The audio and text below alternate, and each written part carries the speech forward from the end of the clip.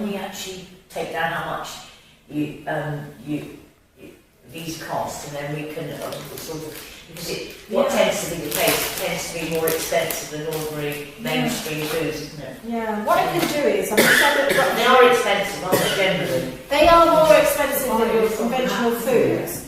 And I will email, if you want that information, I'll email that to Roxana and she can pass that on to you. Okay. But what I will say is, I do vegan cooking workshops, and if I came back again, I could show you how to budget on an organic diet.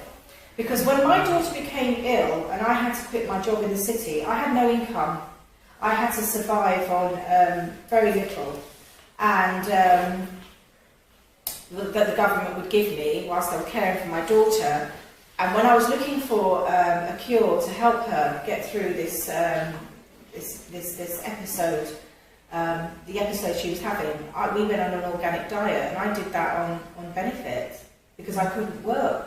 I managed to budget on it, and it's my two children and myself. And so if I can do it, anyone can do it, definitely. And I learned to budget because I learned how to cook the foods in a way that I can reuse things and make different dishes out of even just, for instance, quinoa, which is a grain as well.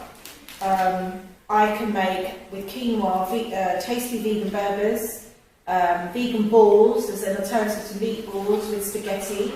I can make a rice with it. You can have it as a type of couscous as well. There are many things you can do with it, and you can freeze it as well. So that whole box, I would probably use half a box for 3 of us, and there'd still be more left.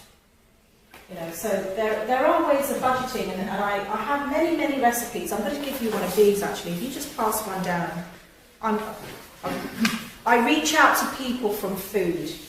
So although I cook, it's not just about being a cook and cooking delicious meals. I cook with nutrition in mind, and I run workshops which teach you how to use these type of foods but work with them on a budget as well, whilst creating nutritional and delicious meals. Have a look at the gallery on carolsorganickitchen.com and just take a look at some of the dishes there as well. It doesn't have to be bland and basic, and you get the most out of it.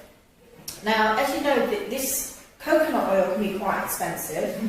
I bought this coconut oil for, I think, £11. That's lasted me very well. And as I say, I don't use coconut oil as a oil to use as a heat oil. I'll use an oil like grape seed oil for deep frying. I don't deep fry, but for heating oils.